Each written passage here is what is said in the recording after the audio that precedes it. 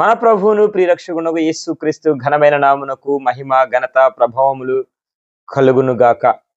మరి క్రీస్తునందు ప్రియమైన యూట్యూబ్ ఛానల్ మరి విశ్వాసులకి వ్యూవర్స్ కి మరి ప్రభువైన యేసుక్రీస్తు నామమున మా యొక్క హృదయపూర్వక వందనాలు తెలియజేస్తున్నాం. మీరందరూ కూడా 21 రోజుల ఉపవాస ప్రార్థనలో మాతో పాటు ఏకీభవిస్తున్నారని విశ్వాసంతో నమ్ముచున్నాం. బాగున్నారా? మీ ప్రార్థనా జీవితము ఎలాగ సాగుతుంది? మీ ఉపవాస ప్రార్థనలు ఎలా ఉన్నాయి? ప్రభువుతో మీ సహవాసం ఎలా ఉంది? ప్రభువుతో మీరు ఎంత దగ్గరగా ఉంటున్నారు? మరి మీ జీవితంలో ఏ సమస్యలు, ఏ బంధకాలు, ఏ పోరాటాలు ఉన్నాయో కానీ ప్రభువు ఈరోజు మనకి మరి ఈ యొక్క 21 రోజుల ఉపవాస ప్రార్థనలో 4వ దిన మరి ఈ యొక్క ఉపవాస ప్రార్థనలోకి మనల్ని నడిపించాడు. ఎందుకంటే మనల్ని బలపరచడానికి, మనకి నెమ్మదినివ్వడానికి, మనకి విడుదల కలిగించడానికి. కనుక ఈరోజు ప్రభు మనకిస్తున్న శ్రేష్టమైన మరి వర్తమానాన్ని బట్టి మరి ప్రభువుని స్థితిస్తూ మరి దేవుని వాక్యంలోనికి మనం ప్రవేశిద్దాం. పరిశుద్ధ లేఖన గ్రంథము నుండి న్యాయాధిపతుల గ్రంథము 16వ అధ్యాయము వచనము 28, 29, 30 వచనాలు మనం ధ్యానం చూద్దాం. చూడండి. అప్పుడు సంసోను, యెహోవా ప్రభువా, దయచేసి నన్ను జ్ఞాపకము చేసుకొనుము. దేవా, దయచేసి ఈసారి మాత్రమే నన్ను బలపరచుము. నా 2 కన్నుల నిమిత్తము ఫిలిష్తీయులను ఒక్కమారే దండించి పగ తీర్చుకొని నిమ్ము మరి యెహోవాకు మొర్రపెట్టి ఆ గుడికి ఆధారముగానున్న 2 మధ్య స్తంభములలో ఒకదానిని కుడి చేతను ఒకదానిని ఎడమ చేతను పట్టుకొని నేనును ఫిలిష్తీయులను చనిపోదము గాక అని చెప్పి బలముతో వంగినప్పుడు గుడి ఆ సర్దారుల మీద, దానిలో ఉన్న జనులందరి మీద పడెను. మరణ కాలమున అతడు చంపిన వారి శవముల లెక్క జీవిత కాలమున అతడు చంపిన వారి లెక్క కంటే ఎక్కువాయెను. ప్రియులారా, మరి దేవుని మరి కృపను బట్టి ఈ యొక్క 4వ దినము ఉపవాస కూడికలో ప్రభువు మనకిస్తున్న మరి అద్భుతకరమైన సందేశం ఏంటంటే సంసోను యొక్క జీవితము. మొదటి 3 దినములు మరి మోషే యొక్క ఉపవాస ప్రార్థన జీవితం తద్వారా విడుదల.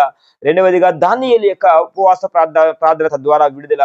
మరి నిన్నటి దినము మనకి శ్రేష్టమైన నెహెమ్యా యొక్క ఉపవాస ప్రార్థన మరి గొప్ప విడుదల మనము చూచి ఉన్నాం. ఈరోజు సంసోను ప్రార్థన చేస్తున్నాడు. సంసోను ఎవరండి? దేవుని చేత అభిషేకించబడిన వాడు, యవ్వన కాలములో దేవుని చేతిలో బలముగా వాడబడినవాడు.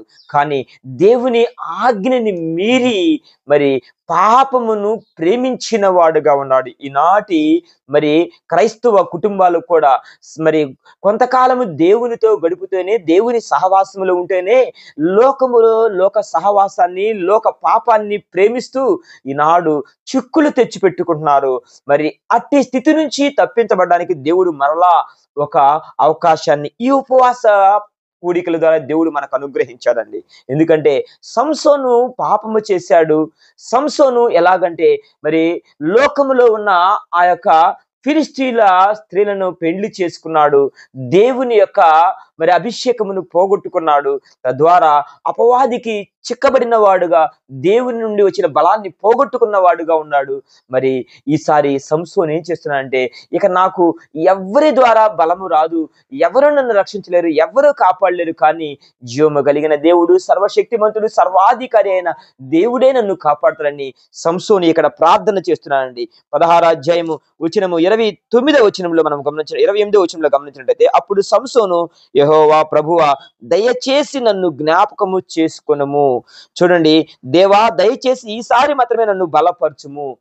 దేవుడు జ్ఞాపకము చేసుకుంటే ఎంతగా మనము మరి తప్పించబడతామో మరి సంసోను చివరి మరి స్థానములో గుర్తించబడ్డాడండి. ఈరోజు మనము కూడా సంఘాల్లో సంఘ క్రమమును వీడుతున్నాం. ఎలాగంటే మరి సంసోను ఒక దేవుని చేతిలో ఉండి ఒక క్రమముగా నడిచిన సంసోను మరి అపవాది చేతికి పట్టబడి ఎలాగైతే దేవుని యొక్క మరి అభిషేకమును పోగొట్టుకున్నాడో, అలాగే మనము ఆత్మీయులుగా సంఘ సహవాసములో ఉంటూ మరి ఆ సహవాస క్రమంలో సాగిపోతూ మరి లోకం వైపు మరలించబడ్డావేమో. కానీ ఈ రోజు నీవు ఏ ఫిలిష్తీయుల చేతికి నువ్వు అప్పగించబడ్డావో, ఏ ఫిలిష్తీయుల దండు చేతికి నువ్వు అప్పగించబడ్డావో, మరి సంసోను వలె నీవు కూడా ఈ ఉపవాసములో ప్రార్థన చేస్తే, యెహోవా దేవా, దయచేసి ఈ ఒక్కసారి మాత్రమే నన్ను జ్ఞాపకము చేసుకొనుము. నిజంగా ఒక్కసారి జ్ఞాపకము చేసుకో. ఎందుకంటే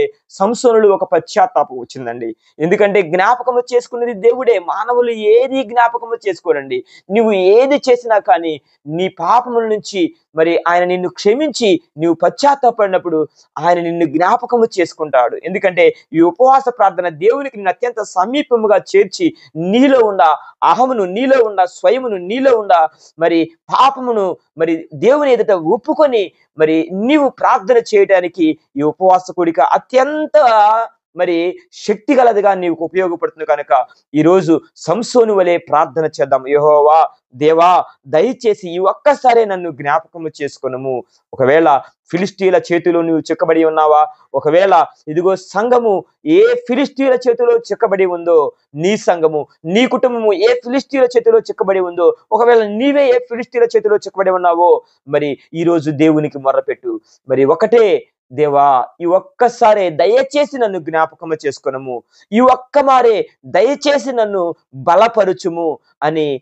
దేవుని దగ్గర నీవు అడిగినట్లయితే ఆయన జ్ఞాపకము చేసుకోవడానికి కృప కలిగిన దేవుడు, బలపరచడానికి సమర్థుడు కనుక ఈరోజు మరి నీవు దేవుని యొక్క బలమును పొందుకుంటావని. ఎందుకంటే సంసోను వలె ప్రార్థన నువ్వు చేసి దేవుని బలమును పొందుకొని నీవు దేవునిలో ఉన్నతముగా ఎదుగుతావని మరి ఈ ఉపవాస కూడిక ద్వారా తిరిగి నిన్ను జ్ఞాపకము చేసుకోబోతున్నాడు, తిరిగి నిన్ను బలపరచబోతున్నాడు. నీవు చేయవలసిందల్లా సంసోను వలె నీ ప్రార్థనా జీవితం కూడా పశ్చాత్తాపంతో కూడిన ప్రార్థన చేసి దేవుని ద్వారా బలము పొందుకొని అపవాదిని మరి ఎదుర్కొని వాడి యొక్క సామ్రాజ్యాన్ని కుప్పకొల్చడానికి దేవుని సహాయాన్ని అందుకునే వారుగా ఉండాలని ప్రభునామాన్ని బట్టి మనం చేస్తున్నాడు. దేవుడి కొద్ది మాట మనందరి దీవించి ఆశీర్వదించునుగాక. God bless you.